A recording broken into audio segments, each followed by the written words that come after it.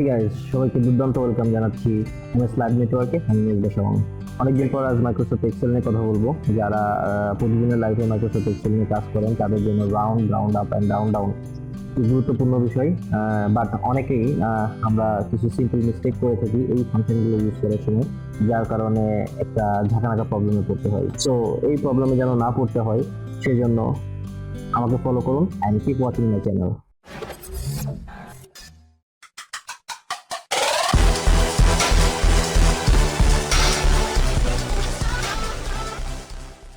Guys, so let's open Microsoft Excel where I'm using Microsoft Excel 2013.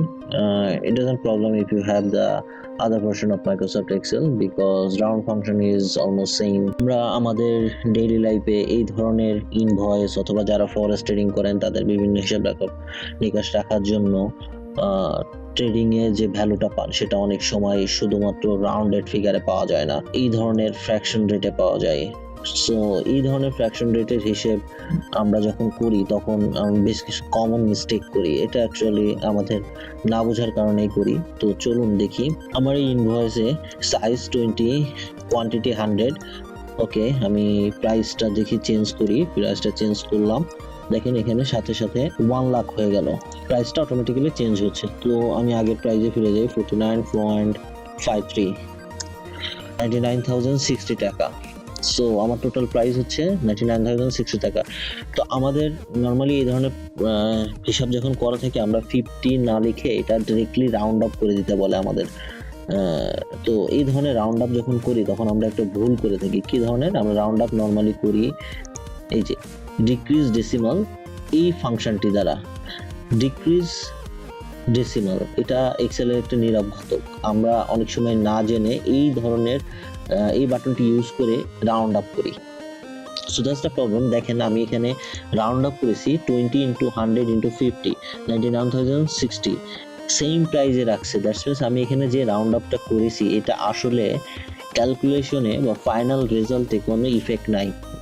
So এই ধরনের ভুল করলে কিন্তু আপনার কোম্পানি বড় ধরনের লস সাফার করতে পারে।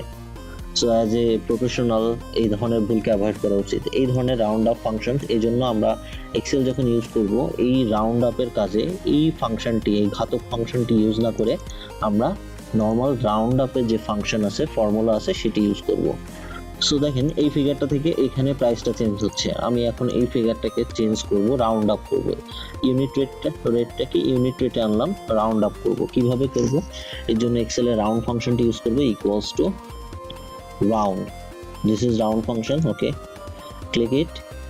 আমি রাউন্ড করব কোনটাকে? এই ফিগারটাকে, 49.53। ওকে, সিলেক্ট ইট, দেন কমা। এরপরে ফর্মুলা বলতেছে num digits. What is the meaning of num digits? Num digits means that the number of digit I want to allow after the decimal.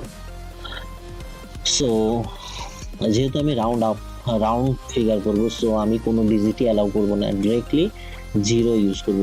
0 means আপনি কোনো ডিজিট অ্যালাউ করতে চাচ্ছেন না ডেসিমালের পরে। দেন ক্লোজ ইউর ইন্টারসেস and press enter. দেখুন 49.53 কে 50 তে কনভার্ট করে ফেলছে। আচ্ছা, এখানে একটু প্রবলেম আছে। 49.53 কে 50 তে কনভার্ট করছে, এটার কারণটা হচ্ছে আমরা জানি ম্যাথমেটিক্যালস নিয়মে 5 কিংবা তার উপরের কোনো সংখ্যা হলে সেটিকে পরবর্তী সংখ্যাতে নিয়ে যায়। এখানে যদি 49.43 থাকতো তাহলে দেখেন এটি 49 এ কনভার্ট করতো। যেহেতু 5 কিংবা তার উপরের সংখ্যা আছে সেজন্য 50 তে কনভার্ট করছে। ওয়ান মোর থিং, আমাদের হয়তো বা এই রাউন্ড ফাংশন ইউজ করার সময় এমন হতে পারে যে এখানে যেহেতু 49.53 আছে এটাকে 49.60 তে ট্রান্সফার করতে হতে পারে। দ্যাটস মিনস আমি ডেসিমালের পরে 1 ইউনিট তখন অ্যালাউ করব। দ্যাটস মিনস লাস্ট ডিজিটটা 0 তে কনভার্ট করবে, নট অল ডিজিট। সো এর জন্য আমরা কি করব? সেম ফাংশন, সেম এভরিথিং, এই যে আমরা ফর্মুলাটা ইউজ করছিলাম এই ফর্মুলাতে এখানে নাম্বার অফ ডিজিটের পরে 1 লিখবো। দ্যাটস মিনস আমি লাস্ট ডিজিটটা 0 দেখতে যাচ্ছি, নট ডেসিমালের পরে অল ডিজিট। এখানে যদি 0 ইউজ করেন তার মানে আপনি সব ডিজিটগুলোকে 0 দেখতে পাচ্ছেন, 1 এর মানে লাস্ট ডিজিটটাকে আপনি 0 দেখতে পাচ্ছেন। সো প্রেস 1, লেটস সি, দেখেন 49.53 এটাকে 49.50 কেন করেছে? কারণ আমার 5 ইজ কনস্ট্যান্ট, 3টা কিন্তু 5 এর নিচে, সো রাউন্ড ডাউন করে ফেলছে এটাকে। যদি এটা 49.55 থাকতো, ইন দ্যাট কেস দেখেন এটা 49.60 করে ফেলতো। So that's the fact.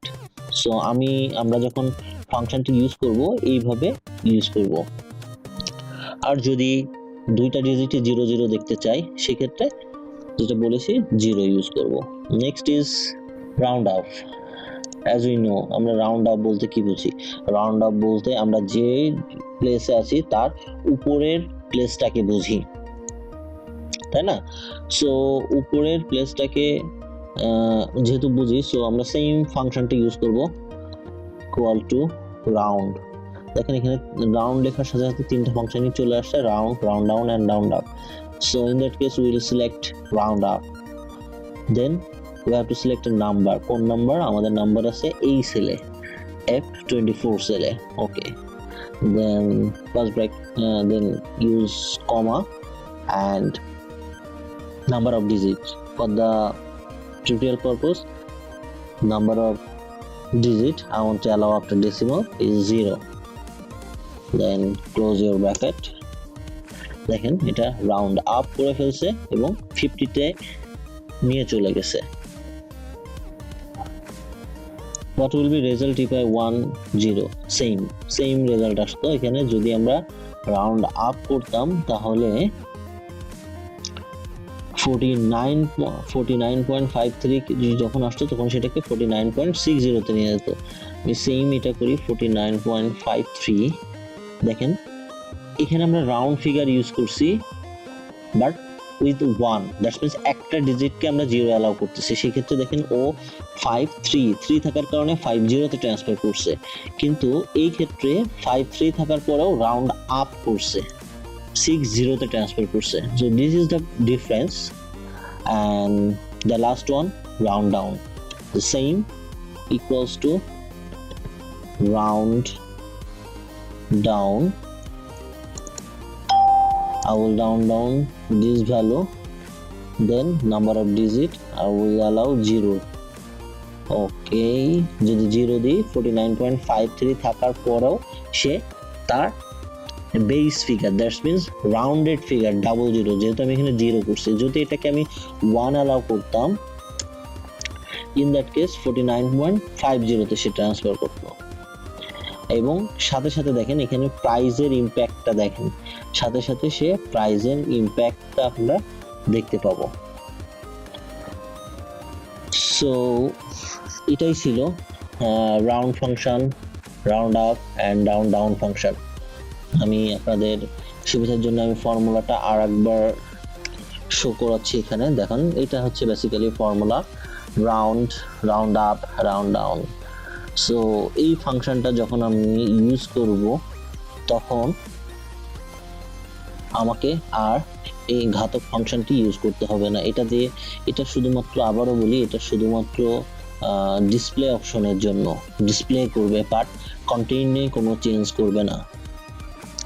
So make sure এখন থেকে আপনারা এই ধরনের ভুল আর করবেন না এবং এই এপিসোডে যে গাইডলাইনটি পেলেন সে অনুসারেই এক্সেলে ফর্মুলেট করবেন। Guys, thanks for watching my episode. If you have any queries, please write on my comment box.